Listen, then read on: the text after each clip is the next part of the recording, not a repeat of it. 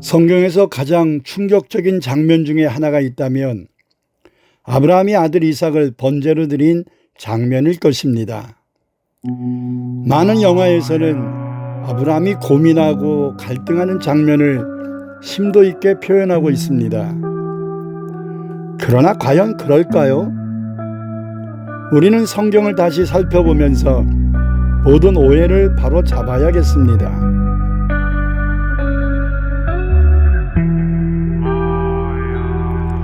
개신교, 캐톨릭, 유대교, 이슬람교에서 모두 믿음의 조상으로 불려지는 아브라함. 실로 그의 영향력은 막대하다고 볼 수 있습니다. 어떻게 그는 믿음의 조상이 될 수 있었을까요? 아브라함이 살던 갈대아 우르라는 곳은 우상숭배가 가득한 곳이었고 그의 아버지 데라는 우상을 만들어 판매하던 자였습니다. 하란에서 머물 때 하나님은 두 번째 나타나셔서 아브라함에게 말씀하십니다. 너는 너의 고향과 친척과 아버지의 집을 떠나 내가 네게 보여줄 땅으로 가라.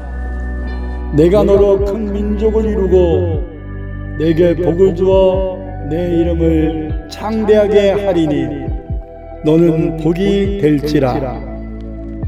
당시 자식이 없었던 아브라함에게 장차 큰 민족을 이루게 하신다는 약속은 실로 놀라운 축복이었습니다. 그는 자신의 모순 터전을 버리고 하란을 떠나 하나님이 지시하는 땅으로 길을 떠납니다. 그러나 정작 가나안 땅에 이르렀을 때에 그곳에는 커다란 흉년이 있었기에 아브라함은 곡창지대인 애굽으로 내려갑니다. 그곳에서 본인이 살기 위해 아내 사레를 애굽 왕에게 여동생이라고 속입니다. 애굽 왕은 사레를 자신의 아내로 삼으려고 했으나 하나님은 그 집에 큰 재앙을 내리심으로 사라를 보호하셨고 오히려 큰 재물을 받아 나오게 하십니다. 그럼에도 아브라함은 서서히 지쳐 주 여호와여 무엇을 내게 주시려 하나이까?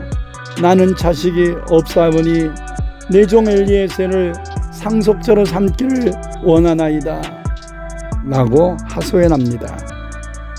그러자 하나님은 하늘을 우러러 무뼈를 셀 수 있나 보라.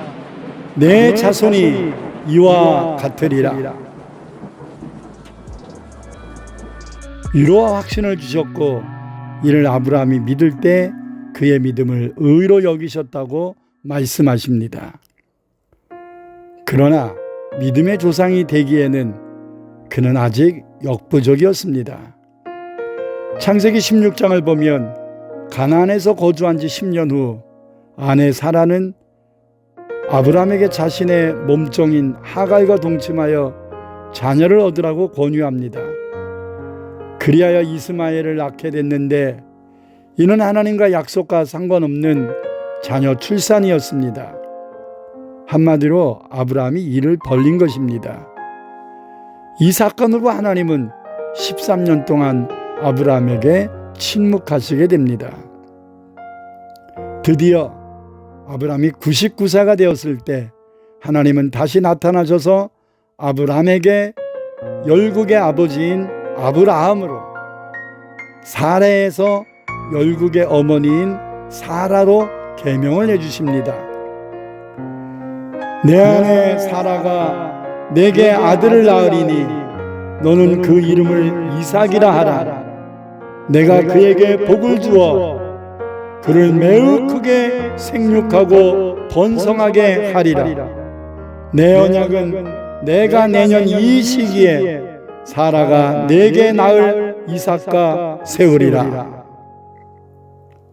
아주 명료한 약속의 말씀을 하셨습니다.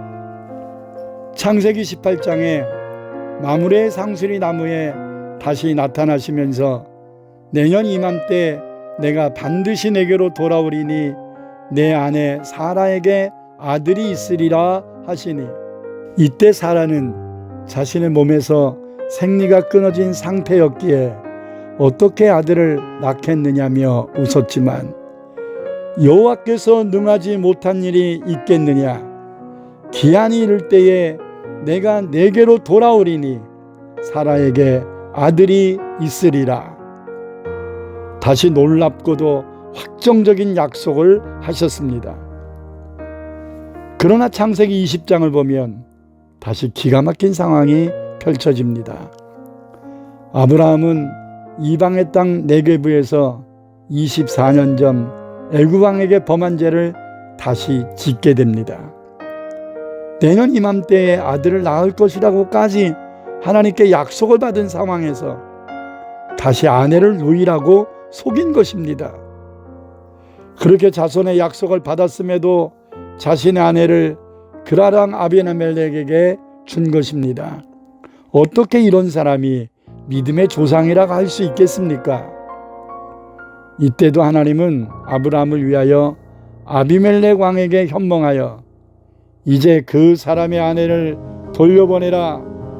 그는 선지자라. 내가 돌려보내지 아니하면 너와 내게 속한 자가 다 반드시 죽을 줄 알지니라 엄포하십니다. 그리고 21장을 보면 하나님은 그 약속을 이루십니다. 여호와께서 말씀하신 대로 사라를 돌보셨고 여호와께서 말씀하신 대로 사라에게 행하셨으므로 사라가 임신하고 하나님이 말씀하신 시기가 되어 노년의 아브라함에게 아들을 낳으니, 여기서 100세의 아브라함이 이삭을 낳은 것은 그의 믿음 때문만은 아니었음을 알게 됩니다. 오히려 부인을 넘겨버린 상황에서도 약속을 지키시는 신실하신 하나님의 손길이 이 모든 일을 이루신 것이라고 보아야 할 것입니다. 이런 과정을 통해 아브라함은 하나님의 말씀에 대한 견고하고 확고한 신뢰가 형성되었습니다. 이후에 창세기 22장 1, 2절을 보면 하나님은 아브라함을 시험하려고 부르셨습니다.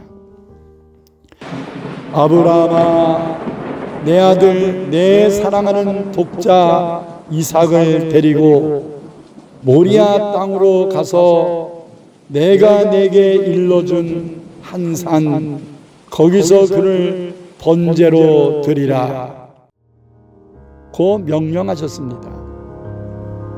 이때 아브라함의 반응은 아침에 일찍이 일어나 나귀 안장을 지우고 두 종과 그의 아들 이삭을 데리고 번제에 쓸 나무를 쪼개어 가지고 떠나 하나님이 자기에게 일러주신 곳으로 갔다고 말씀합니다. 많은 사람들은 이 장면에서 아브라함이 얼마나 이 시험으로 인해 갈등하고 힘들어했을까를 상상해 왔습니다. 그러나 로마서 4장 17절을 보면 내가 너를 많은 민족의 조상으로 세웠다 하심과 같으니 그의 믿음과 하나님은 죽은 자를 살리시며 없는 것을 있는 것 같이 부르시는 이신이라 라고 기록하고 있습니다. 이 말씀에서 아브라함에게는 이삭이 죽었어도 하나님이 다시 살리실 것이라는 견고한 믿음이 있었다고 말씀하고 있는 것입니다. 아브라함은 자신의 치명적인 과거에도 약속을 지키시고 경수가 끊어진 99세인 아내를 통하여 약속하신 아들을 주심으로 확고한 신앙을 갖게 되었습니다. 그렇기 때문에 아들을 번제로 바치라는 하나님의 말씀에 갈등하지 않고 새벽에 일찍 일어나 순종하였고, 종들에게도 너희는 나귀와 함께 여기서 기다리라, 내가 아이와 함께 저기 가서 예배하고 우리가 너희에게로 다시 돌아오리라 말한 것입니다. 또한 7절에서도 이삭이 내 아버지여 불과 나무는 있거니와 번제할 어린 양은 어디 있나이까 물을 때에 아브라함은 이렇게 말하지요. 내 아들아, 번제할 어린 양은 하나님이 자기를 위하여 친히 준비하실 거야. 아브라함이 이 믿음을 갖고 아들을 향해 손을 내밀어 칼을 잡고 그 아들을 잡으려 할 때 그 아이에게 내 손을 대지 말라. 그에게 아무 일도 하지 말라. 내가 내 아들 독자라도 내게 아끼지 아니하였으니 내가 이제야 내가 하나님을 경외하는 줄 아노라. 라는 하나님의 음성이 들렸습니다. 하나님이 이 말씀을 하실 때에 아브라함은 즉시 눈을 들어 살펴보았습니다.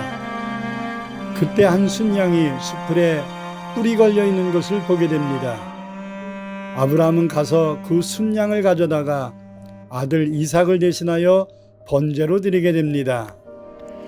여기서 아브라함은 이미 하나님의 예비하심을 생각하고 눈을 들어 살피는 행동을 하게 되는데, 이는 하나님의 예비하심을 즉시로 확인하는 믿음을 볼 수 있습니다. 저는 단연코 모리아 제단에서 아들 이삭을 번제로 드린 상황은 아브라함이 갈등과 힘겨움이 아니라 하나님께 자신의 믿음을 인정받는 기회였다는 것을 확신합니다.